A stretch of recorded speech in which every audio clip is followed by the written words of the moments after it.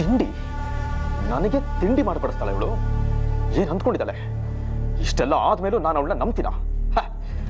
ಅಜ್ಜಿಗೆ ಮೋಸ ಮಾಡ್ಬೋದು, ಆದ್ರೆ ನನಗೆ ನೋವೇ. ನಾನು ಅಂದ್ರೆ ಏನು ಅಂತ ಅರ್ಥ ಆದ್ಮೇಲೂ ಈ ತರ ಮಾಡ್ತದಲ್ಲ. ಛೇ,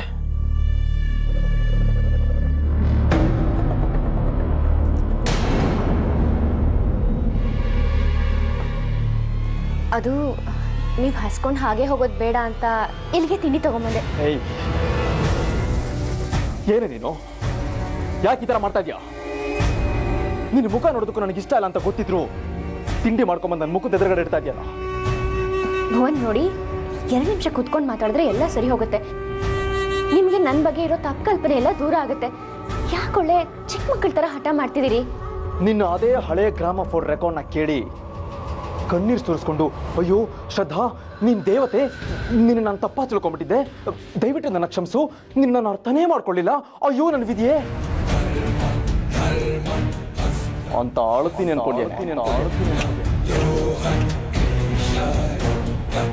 ನೀನೇನು ನಿನ್ನ ಹಣೆ ಬರ ಏನು ಅಂತ ನನಗೆ ಚೆನ್ನಾಗಿ ಅರ್ಥ ಆಗಿದೆ.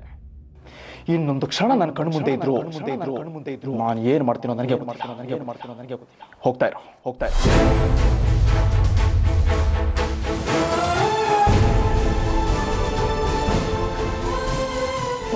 ನೋಡಿ, ನೀವೇನು ಹೇಳಿದ್ರು ತಪ್ಪು ತಿಳ್ಕೊಬಾರ್ದು ಅಂತ ನಿರ್ಧಾರ ಮಾಡ್ಬಿಟ್ಟಿದ್ದೀನಿ ನಾನು.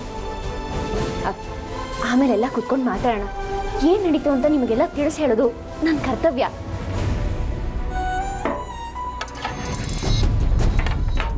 ತಗೊಳ್ಳಿ, ಮೊದಲು ತಿಂಡಿ.